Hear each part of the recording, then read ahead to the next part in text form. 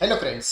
जब आप ITR you file करते हैं और आईटीआर यू के अंदर जब आप उसको वैलिडेट करते हैं, वैलिडेशन में आपको एक एरर आती है जिसका नाम है date of filing of original ITR और acknowledgement number in part A general is not matching with the original ITR date acknowledgement number in E filing database.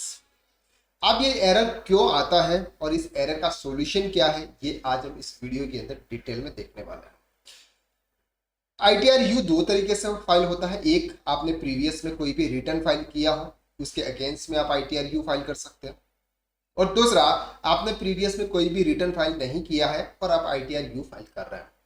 अब ये जो एरर आती है, ये एरर आ रही है कि आपने प्रीवियस में आईटीआर फाइल किया था और प्रीवियस में आईटीआर फाइल किया और आपका जो भी एक्नॉलेजमेंट नंबर था, वो एक्नॉलेजमेंट आपका यहाँ पर जो एक्नॉलेजमेंट है, ये वाला जो नंबर है, ये नंबर आप आईटीआर यू के अंदर इंटर कर रहे हैं पार्ट ए जनरल में कि हमने प्रीवियस में रिटर्न फाइल किया था, आपने ऑप्शन को यस किया था और यस करते समय आपने ये वाला ऑप्शन चूज किया। आपसे वहां पर ये एरर आ रही है कि आपका ये जो डेटा है ये मैच नहीं कर रहा है। अब ये मैच क्यों नहीं कर रहा है, इसका भी एक रीजन है।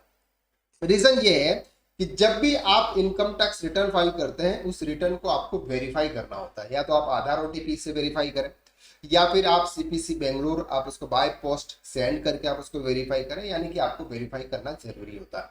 और अगर आप 30 डेज या पहले 120 डेज का टाइम पीरियड था, आपने 130 डेज या 120 डेज के अंदर अगर आपने अपने रिटर्न्स को वेरीफाई नहीं किया तो आपका जो रिटर्न्स होता है वो इनवैलिड माना जाता है। इनवैलिड रिटर्न का मतलब होता है कि ये रिटर्न आपने फाइल किया या नहीं किया, ये माना जाएगा कि आपने फाइल किया ही नहीं। तो यहां पर सर इस पर्सन, ये जो पर्सन है ये इनकम टैक्स रिटर्न फाइल कर रहे हैं आईटीआर यू यानी कि अपडेटेड रिटर्न, उसमें ये वाला एक्नॉलेजमेंट नंबर डाल रहे हैं और ये जहां पर जो डेट है वो डेट वहां पर इंटर कर रहे हैं। अब उन्होंने क्या किया सर, 31 जुलाई 2023 को उन्होंने रिटर्न फाइल किया था, लेकिन अभी तक उन्होंने रिटर्न को वैलिड नहीं यानी कि वेरीफाई नहीं किया। अब वहां पर ई वेरीफाई का ऑप्शन नहीं आता, इसका मतलब ये रिटर्न इनका इनवैलिड है। यहां पर अगर आप देखेंगे तो return invalid due to non verify, non verification की वजह से आपका ये जो रिटर्न है इनवैलिड हो चुका। अब जब इनवैलिड है, अब जब तक आप रिटर्न को वेरीफाई नहीं करते तब तक आपको आपके इनकम शो नहीं होती है कि आपने कितनी इनकम शो करी है, क्या रिफंड है, क्या टैक्स पे किया, वो पूरी डिटेल आपकी शो नहीं होती है। तो आप सर इस पर्सन ने क्या किया था, रिटर्न को वेरीफाई नहीं किया था, ये रिटर्न इनवैलिड हो चुका था और इनवैलिड रिटर्न का ये acknowledgement ITR you updated return के अंदर पोस्ट कर रहे थे, जिस वजह से ये एरर आ रही थी।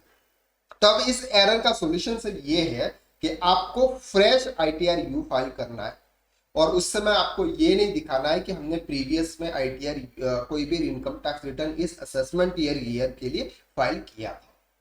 जब भी आप आईटीआर यू आप फाइल करेंगे, आप एकदम न्यू रिटर्न फाइल करेंगे, प्रीवियस का कोई भी आप डेटाबेस वहां पर आप नहीं देंगे कि हमने प्रीवियस में इस ईयर के लिए कोई भी रिटर्न फाइल किया था, तब जाके सर आपका ये रिटर्न फाइल होगा।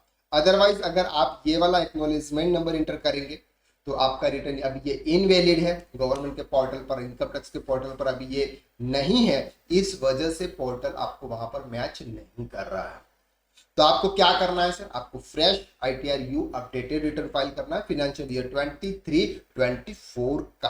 प्रीवियस में आपने रिटर्न फाइल किया है, ऐसा ऑप्शन है, उस ऑप्शन को आपको नो करना है और नॉर्मल जो भी रिटर्न्स आप फाइल कर रहे हैं वो रिटर्न्स आपको फाइल कर देना है। अब आपको यहाँ पर 1000 रुपीज की लेट फीस भी लगेगी। अगर इस रिटर्न को आपने वेरीफाई किया होता, इस रिटर्न को अगर आपने वेरीफाई किया होता तो आपको 1000 रुपीज की लेट फीस नहीं लगती। लेकिन अगर आपने अपने रिटर्न्स को वेरीफाई नहीं किया है, इसका मतलब अब आपको 1000 रुपीज की लेट फीस लगेगी। क्यों? क्योंकि आप ये मान के चल रहे हैं कि हमने इस असेसमेंट ईयर के लिए प्रीवियस में रिटर्न फाइल नहीं किया है। अगर आपने फाइल किया है और आईटीआर यू फाइल कर रहे हैं तो आपको लेट फीस नहीं लगती है। लेकिन अगर आपने प्रीवियस का उस असेसमेंट ईयर का रिटर्न आपने फाइल नहीं किया, न्यू रिटर्न फाइल कर रहे हैं, तो आपको 1000 रुपीज की लेट फीस, अगर आपकी इनकम ज्यादा है 5 लाख रुपीज से तो आपको 5000 रुपीज की लेट फीस लगेगी। आई होप कि आपको क्लियर हो गया है कि ये एरर क्यों आती है और इसका सॉल्यूशन क्या है। अगर आपने हमारा इनकम टैक्स एक्सपर्ट का कोर्स लिया हुआ है तो वहां पर हम आपको इससे जो भी चीजें होती है वो डिटेल में एक्सप्लेन करते हैं। अगर आप भी इनकम टैक्स एक्सपर्ट या फिर टैक्स कंसल्टेंट बनना चाहते हैं तो हमारा कोर्स है, उसकी लिंक आपको डिस्क्रिप्शन के अंदर दे रखी है। या फिर अगर आपकी ऐसी कोई भी क्वेरी है तो वो भी आप हमारे साथ में शेयर कर सकते हैं। व्हाट्सअप नंबर आपको स्क्रीन के ऊपर शो हो रहा है, वहां पे आप हमें व्हाट्सअप करें या फिर आप हमें कॉल कर सकते हैं। जितने हमसे मदद हो सके उतनी मदद हम आपको करेंगे। तो आज के लिए बस इतना, नेक्स्ट वीडियो के अंदर हम फिर मुलाकात करते हैं। तब तक के लिए thank you so much, bye bye. अगर आपको ये वीडियो अच्छा लगा तो वीडियो को लाइक जरूर कर दीजिएगा और शेयर, हम बोलते ही नहीं है कि आप शेयर करें, क्योंकि शेयर करने का तो कोई मतलब नहीं बनता नहीं, बस आप इसको लाइक कीजिएगा। और अगर अच्छा लग रहा है तो आप कमेंट करके जरूर बता सकते हैं कि सर आपको वीडियो कैसे लग रही है। चलिए, so thank you so much, bye bye, take care.